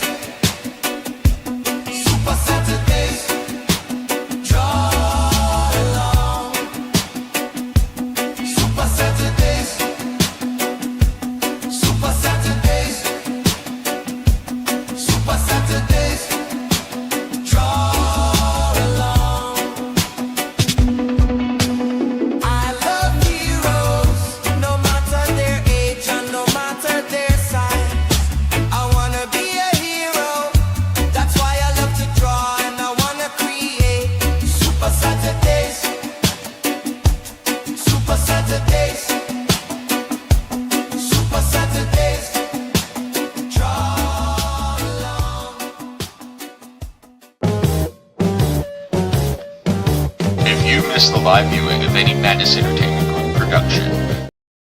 Oh yeah, of course. I always put the Madness trailer at the end as well. But yeah, that track came out very similar to what I was trying to do. Nice. It has a little Bob Marley feel. Yeah. I know, like the classic beat. It sounds like, if in my head I see the dancing. Yeah, the hopping kick dancing that they do. Yeah. I love it. Because that's my area, you see. I was playing that kind of music way back in the early 80s, late 70s. Nice. Yeah. Love that. But stuff. yeah, it turned out just as I wanted. And that's the thing with AI. I would never want to put musicians out of work. Let's say, for example, if your concept becomes popular, man, and you're out there on a road show doing what you're doing. If you need to do something live and you got a call on a band, only a proper musician can appear live with Artex to do the theme from Death Pits. You understand? At the end of the day, right? If anything's going to happen in person, the AI is not going to help you there, because when people see a live band, they want to see a drum set. They want to see a full. Yes, they want to see the whole shebang, a whole band. Correct. So because at the end of the day, right? If any of us get anywhere with what we're doing, if left to our own devices, we are still going to want. If we go live, we're still going to want a pop musician there. So I don't see musicians ever being written out the equation. If you go live, they have to be there. I teach young people how to draw. And parents often ask me, which is the best out of digital and traditional? And I say, occupation-wise, of course, digital, it's way more convenient. It saves money, all the rest of it. Mm-hmm. But I said, at the end of the day, if your child cannot make an appearance at a live event and do something good there, they will lose credibility. So they have to really know both, ideally speaking. Mm-hmm. Yeah. And that's where I look at it. It's a preference. I bet it's a preference. I think that it's quicker if you're a one-man band. If you're just send the sketch to the digital colorist, it's even faster. Or if you're just gonna have someone who's gonna color over your inks manually, that's just the preference, I believe. The preference is also, you have a genre of people who don't care and a genre of people who do care. I guess the older generation would love to see more back in the day style, where you have pencils, ink, or colorists. That's great and all. Yeah, it's nostalgic.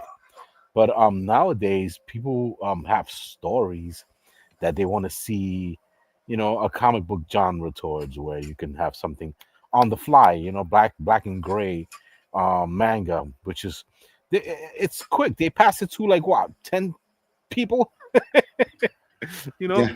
You're like, yeah, I got the sketch. You do the inks, you do the work, the shading, done. You know what I mean? I got a theory on that, Edwin, right? The reason why comics and manga and this whole thing that we're doing here, right? The reason why this is so sensitive and so special is that there's two different kinds of art. There's commercial art, and then there's fine art. And I think comic art is where those two worlds meet at the most intense level. Yeah. So you've got art for art's sake, and then you've got commercial art. And comics, right? We love our comic artists, but if they miss a deadline, they're gonna get fired. And it's this emotion. Yeah, but that's like back in the day, where it's like, we need it now. You know what I mean? You're not up to it. You're not really trying to work. So yes, it's like you say, it is a preference, but things have changed. But this is where I kind of used to fall out with a lot of my peers because, I'm from an older age group. Right. But when Photoshop came out, a lot of my peers in UK was very much against it. And I said, look, there's no point in complaining about it because it's here. You can't stop it. And the only thing to do is, it's only another tool if you learn how to use it. You should succeed first. You should be the first to succeed because you already know the traditional or the normal way of drawing. Right. And for those who endorsed it, I come from the world of advertising and design. So if you find most art directors and creative directors the same age as me, I'm 61. So you won't find many of those guys actually know how to use Photoshop.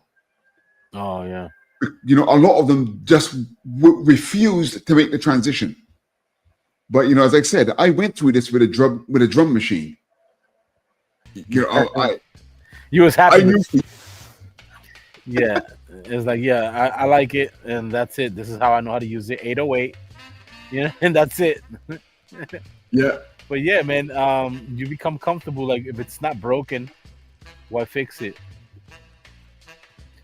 If it delivers, it delivers. But there's certain things in technology that they force you to upgrade on purpose. You know what I'm saying? It's like, oh yeah, you're still using, what's that? The internet? Where is it? What is it called? 5G. 5G, yeah. 2G. You know what I'm saying? And then it's like, oh, it's not compatible. You need a 5G modem. Come on, stop it. Yeah. And what was wrong with the other one? It was working fine. Yeah. Yeah, plenty of that going on. Yeah, technology just wants you to keep upgrading unnecessarily. Just like iPhones, they've never been upgraded. They've always been what they were. They just kept changing the name to it. The new ZXWT iPhone with hovering. It's a hovering app. You download the app, so if your phone falls on the floor, it releases all its battery power to levitate your phone for at least 5 seconds so you can grab it before it hits the floor. Yeah, I want it. Hey, funny you should mention that. My wife just got her new iPhone yesterday. Yeah, and she was looking at the things that that was upgraded from her last phone, etc. Same thing you're kind of talking about here. Yeah, that's why I like Androids. They don't charge you for everything, and you can do more things with an Android that you can with an iPhone. I think that's just to show off. I can afford an iPhone. Look at me.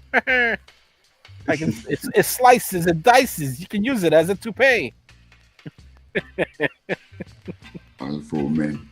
Funny thing was, right, because I was in the art and design industry, we got into digital art, Photoshop back in the late 80s, where the first word processing programs came out, and then Photoshop in the very early 90s. CRoM. CRoM draw. Yeah, but that was always seen as non-professional because you couldn't do CMYK. What about the regular art program that all computers came with? Microsoft Paint. Yo, I was killing it with that mouse. That stuff was all right, man. Yeah, I was in class. I was in math class coloring stuff with their computers. Jesus. Like, yo, you forgot to take the art program out. What art program? Yeah, that's a little art program inside the computer. It's like, yo, it comes with all of them. It's MS, MS-DOS. MS-DOS, man. I remember some of the first of the desktop publishing programs. I had it on a dot matrix printer. Yes. Yeah, man. That was crazy. Wow. Do you remember drawing on a typewriter? Oh, okay. I never did that. No. Where you just move the paper around and you use the letters and you strike them where you want them. That was the best. Like you come up with some ink drawing You made anything, Jeez. because typing class was hard. That was ridiculous. So they used to force us to learn how to type with the real typewriters back in the day, and the teacher would hit your hands with the ruler if you wasn't doing the ASDF, semicolon, clack, clack, clack, clack. He was there all day in that classroom. Blah, blah, blah, blah, blah, blah, blah. And if you didn't get it right, they had you stand up and write the classwork stand. Right. That's the discipline that he had in this class. It's like, you want to learn how to type, and you come in late, you're gonna suffer. And he knew. That teacher knew if you stroked the wrong key. Like to him, he was hearing it. He knew like how every key sound on a typewriter. He was like, "Oh, I know somebody over there who screwed up." Whoa. Yeah, that guy was brilliant. His name was Mr. Nunn. He looked like the guy with snakes on a plane. What's his name? Snakes on the plane. I'm Samuel Jackson. Yes, he looked like him. Mr. Nunn. Mr. Nunn was no joke. That guy was terrifying. You would listen to him and like, oh my god, if I press the wrong key, he's gonna hit me with the ruler. he's gonna bust a knuckle. Right, old school, man. Yeah, man, they could hit the children back in the day. I still kind of agree with that, I'm a corporal punishment. I'm a corporal punishment guy, man. Yeah, but that's the thing, man. There's a certain way of reprimanding, and there's a certain way of abuse. You know what I'm saying? Yeah. I understand that back in the day, you did something wrong. They would say, "Take your hand out," and they would hit your hand with the ruler. Wow! You wasn't gonna do it again. You got it right the second time. You know what I mean? They don't do that nowadays. Nowadays, they're not allowed. They're like, "Oh, that's abuse." No matter how hard. You know what I'm saying? They were like, "Well, it's not abuse if you could, beat a child with a stick a certain length or how many times, as long as they can heal the next day." Like, okay, in 2 days. If they don't heal in 2 days, that's abuse. Yeah, man. That's wild, man. That's crazy. Man, I remember back in the day, teachers would smoke in the classroom, big ass cigars. I'm like, what the hell? Oh yeah, I'm on break. They put their feet up, get a newspaper, light up a big ass cigar. So, Edmund, how old are you? I recently turned 50. Oh, 50. Oh, okay. You're older than I thought you were. I didn't know you were that old. Oh, that's great. That's awesome. I don't even feel the age that I am. That's great too. I guess it's the line of work that I've chosen throughout my life, which is weird. Like, I'm out of the matrix. I'm not in the matrix with the 9 to 5. I know that's what everybody is subjected to. That's how people get thrown out of their house at a young age. Like, you get a job, go to school, and this and that and the third, and blah blah blah. You know what I mean? They feed you that, and they put that fear in you where you think you need to get that 9 to 5, blah blah blah. I always was the entrepreneur. I was making money at a young age, and that right there screwed my brains up. You know what I mean? Because getting money at an early age like that, you feel a little holier than thou. You know what I mean? You're like, oh, I just make money myself. I don't need to get a job or whatever. Even though, they force that upon you with the taxes and stuff like that, living a certain way where your bills can get paid by what you are receiving from your taxes and stuff like that, whatever the hell. Have a cycle. But they don't teach you that. They don't teach you how to manage money. They don't teach you none of that stuff. You know what I'm saying? No. And I never liked people much. And teachers kind of did that to me. They put the fear in me with, all this that you have to do to become successful. And they're right here forcing you to do things that you didn't come up with. It's like I said, when you're in kindergarten and the teacher tells you, what do you want to be when you grow up? You know what I'm saying? Mm. How the hell would you know what the hell you want to be if you don't know what the hell is out there? What is out there? I want to be a fireman. That's all I see in the streets. Houses being burned. I want to be a policeman. Yeah, that's what I see. A bunch of people getting chased down by cops. You know what I'm saying? You're looking like a superhero dressed in blue with a star on your chest. You're like, oh yeah, that's a brainwash. You believe you need to be a policeman as a kid. I want to play cops and robbers. Oh, now there's a reason why there's cops, because there's bad guys as well. So what are you gonna grow up to be? A robber or a cop? You know what I mean? I don't know anything else. You don't see doctors running around the streets. You don't see accountants. Because when I grow up, I want to be an accountant. Like, what the hell is an accountant? I don't even like that. You giving us homework? What the hell is... Hey, sorry, Edwin, quick question. Uh-huh. Right. You see that cover you got on the screen at the moment? Yeah. Right. Can you zoom in on the arm and the head?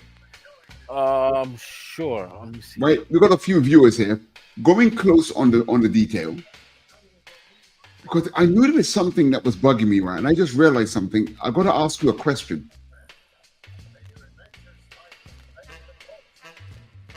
Yes. Okay. Are you familiar with Hong Kong comics? Hong Kong? Yeah, they were published by Jademan Press in the US. Not quite. No? Okay, I'm going to share a screen, right? I'm going to show you that image you've got there. Mm-hmm. Even if you don't know it, right? It is a very Hong Kong style of drawing. Hold on, right? Let me show you, right? Let me show you what I'm talking about. Okay, can you see this image here on the right? Let me see if I click on it, if it get bigger. Sorry, there's something about the aggression in your drawing that looks like these guys. Nice. See, Yeah. I can see you doing something like this. Yes, I used to. I remember these. I don't remember that was the name of it. Those were awesome. I used to like those. Those are like Americanized manga style comics. You can actually Right. read them. Yeah, love it. I Yes, used to have this looks like your style. Right, Your these long- comics are from Hong Kong. Yes, yes. Okay, and that cover that you've got there looks. Look at that. You see the angle? Yes, It's just your cover but flip. yes. That's the style I like. Yeah. Like Yeah. what was that? There was this movie / cartoon with Cloud, some guy named Cloud. Wind kicks. Yeah. They were called something wind. This comic is called. Okay, the translation into English is Storm Riders. Yes, Storm Riders. That's what it was. Yup. Right. Yeah. I This is love from that guy. Storm Riders is the bomb. You seen the movie? No, I didn't see the movie. Was it good? Oh my lord, sure it is. That thing has animation entry, computer graphics mixed with live action. Great. They did a wonderful job for its time. And the story Right. is compelling to the point where the guy who uses the water as powers, he's pretty unstoppable. To the point where he was fighting someone who realized that he uses water, so he fought him in the desert. But the guy was smart enough to understand that there's water in your blood. So he saved himself when the guy ended up cutting him or whatever it was, and his blood came out, and he used the water that was in the blood to save himself with, using the water as his powers. So that was a great story. Flying around with frost and all that. Great special effects. Great movie. Yeah, so that's a movie you must watch. If you like this art right here, you'll like the movie. When I moved out to Singapore in the mid-90s, and I got exposed to this, it definitely changed the way I drew and the way I approached a lot of stuff. Yes. Especially backgrounds. When you see things like this, Yes, it's I dramatic. started paying more attention to the backgrounds on my panels. Same with manga. Some of their backgrounds are like very meticulous. Nice. Whereas before that, I didn't really pay much attention to backgrounds. But yeah, that cover you're doing there for Addicts, similar vibe. Even the way you done the lettering and the face in the lettering, Yeah. yeah, it's very similar vibe. Man, I love it, man. Those colors are so Street Fighter right there. I love Street Fighter, yo. Street Fighter is awesome. Brilliant, right? Yeah. But A yeah, lot man. of power, man. Storm Riders. Wow, man. I remember owning that on a cassette tape that I got from Chinatown. Chinatown is great. I used to go to Chinatown on a constant basis because that's where they would get all the bootleg stuff that we weren't able to get. Yeah, know, I saw that's right. I saw Fist of the North Star. I saw what was that Demons of the what was it called? Oh my lord. I know how to it's Uruku Sokidoji. Legend of the Overfiend. Right. Watching that was great. I love the art, the story, the characters. That was a lot of cool stuff in that damn cartoon. Especially, man, Fist of the North Star, that was great. Yeah, Fist of the North Star, man. There's a lot of the comic book guys that I met out here after moving here. They introduced me to a lot of this stuff back in the mid-90s. And yeah, definitely had a big effect on me. Yeah, I used to watch that on a regular like it was new. And I used to love watching and showing my friends because they didn't know about it. And I was I got to watch it again with you. Check this out. You must see this. And I would get them hooked. Like, yeah. Because it wasn't easy to get, animation, Japanese animation, unless you knew where. You know what I'm saying? Yes. I had met one of my friends who had passed away, man. Poor guy. He used to buy and get a bunch of movies that were, hard to get. Japanese animated cartoons, live action, superhero type of kung fu movies that were like, explicit, and he would make copies for people and, sell them or rent them. He would rent them or sell them out of his window. He was making money, bro, because he would get yeah. Yeah, that was smart, man. I used to do that too, man. I used to make money out my own window. I used to freaking airbrush jackets, paint pants, doing graffiti on them, and people used to pay me money. I'm like, okay, great. I get to make money. Where did you grow up, Edwin? Where did you grow up? In Brooklyn, New York. Brooklyn. Oh, man. You're the real deal. Yeah, man. Brooklyn. Brooklyn, New York. During the hip-hop era, breakdance, all that. Tagging up trains, battles, fights with different gangs back in the day. It was ridiculous, man. Back in the day, you learned a lot, man. Especially where I was. I was in the hood.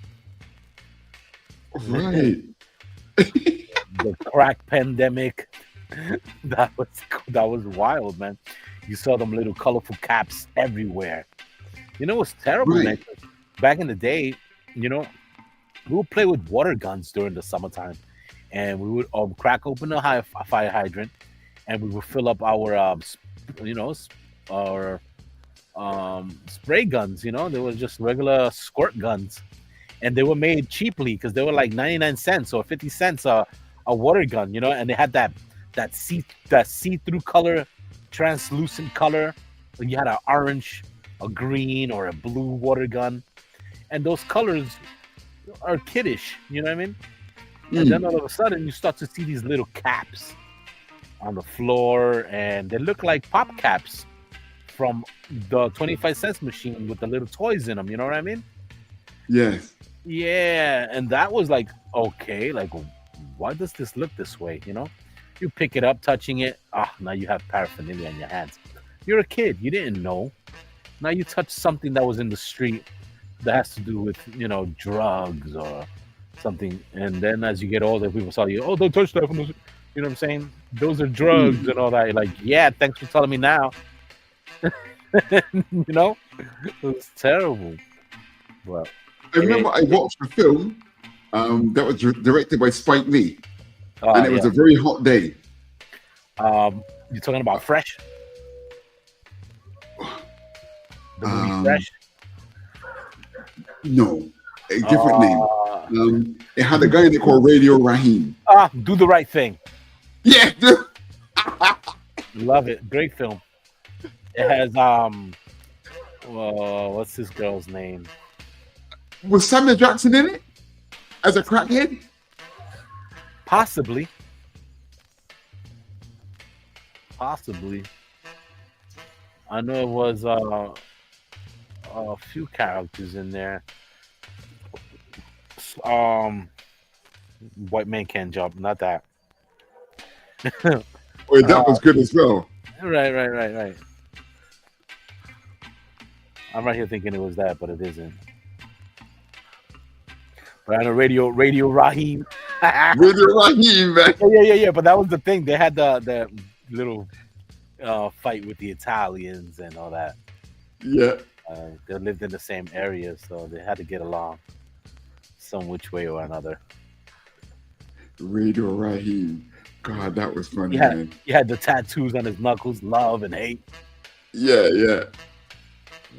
And what that guy said? Those who know won't tell.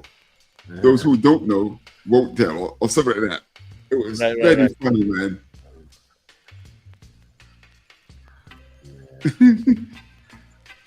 You know, the one of the movies that stuck out back in the day was The Last Dragon. Yeah, with Bruce. Yeah. Bruce Leroy. Yeah, Bruce Leroy. That was great. I used to love watching that movie. I watched that movie on repeat. How many times did you watch that movie? I watched that movie quite a lot.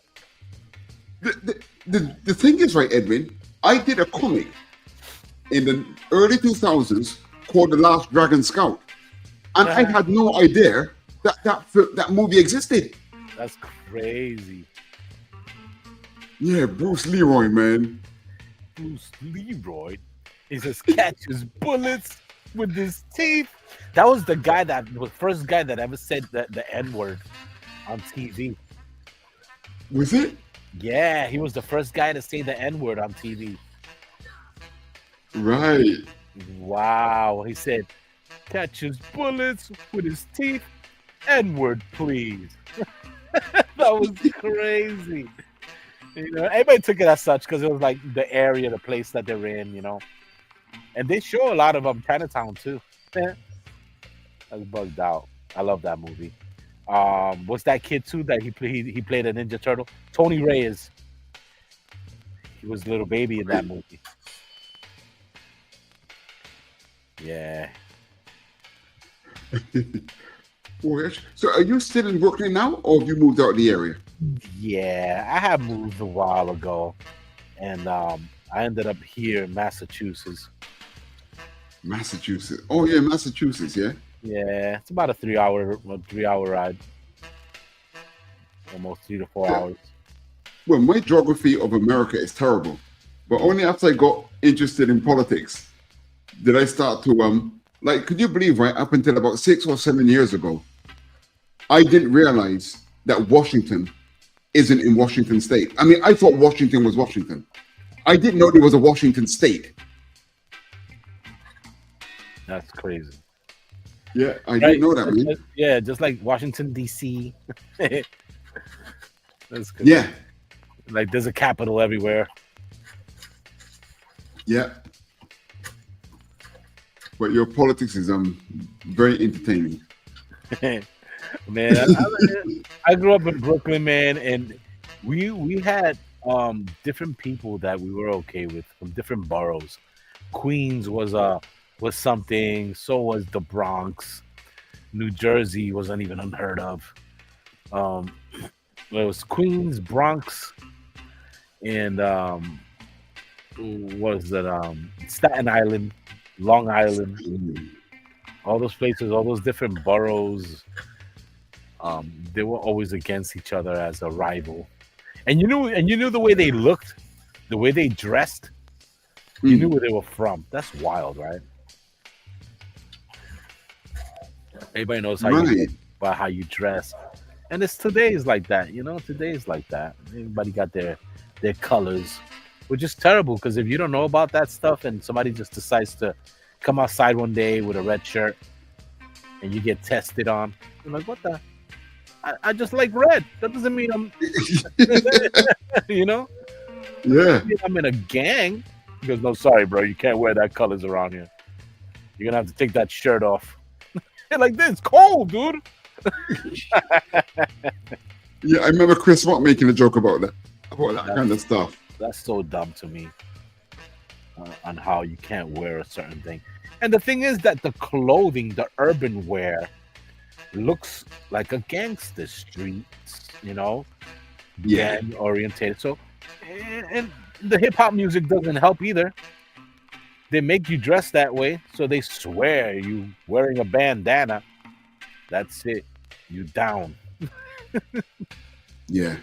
Yeah. And like what? Who? Like what block are you repping? Are you repping anything? Well, I heard someone saying the other day that what's a very worrying sign is that for the first time in, I think, 30 years, there isn't a rap song in the top 40. Man, music has gone down to shenanigans. Man, and I can't listen to my old songs without overanalyzing the cry for help that they had in their lyrics because of their enforcer. P. Diddy. Right. That's terrible, bro. It's like, oh my God, he's been telling us all along, and we just took it as lyrics. Hey, sorry, Edwin. We're gonna have to listen, everyone. We've got quite a few viewers I can see here, but we're gonna have to wrap this up because if I go over 2 hours, we can't make a trailer from the live stream. Definitely. Oh man, we've been so busy talking. I didn't see the time. We're at 1 hour 57. I can't believe it's 2 hours already. So I'm sorry, everyone. I can't. Edwin, are you drawing anything at the moment? Let me have a look. No. I wasn't really. No, I was. You're just shooting the breeze. Yeah, we're having a little fun here. Yeah. Okay, this is nice. I hope Christian puts this out as a variant cover. I'm going to start backing his stuff now that I know about it.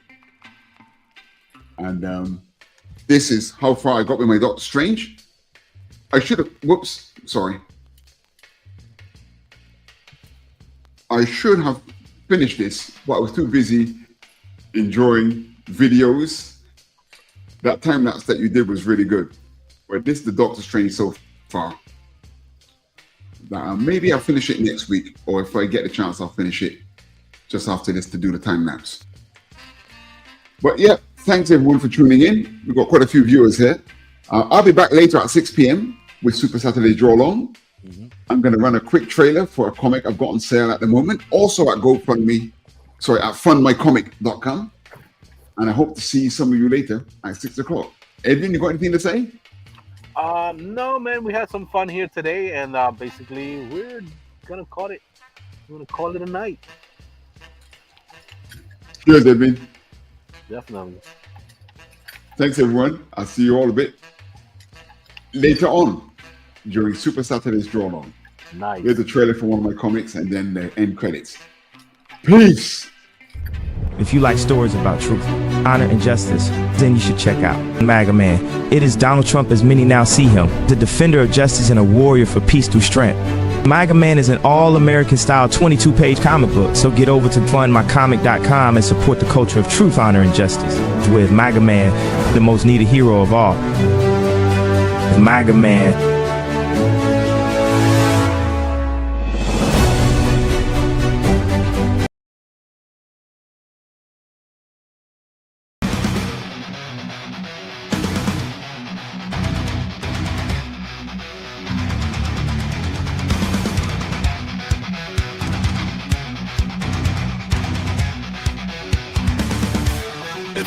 At night, nothing else is in sight.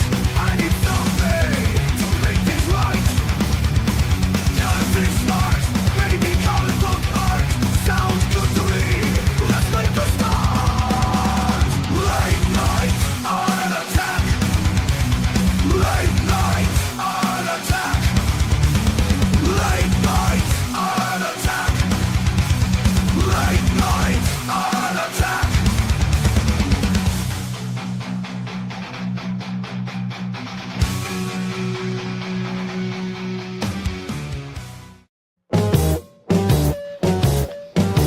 If you missed the live viewing of any Madness Entertainment Group production, you can find all our content on Roku or as a member of this channel. We'll see you next time on the Madness Entertainment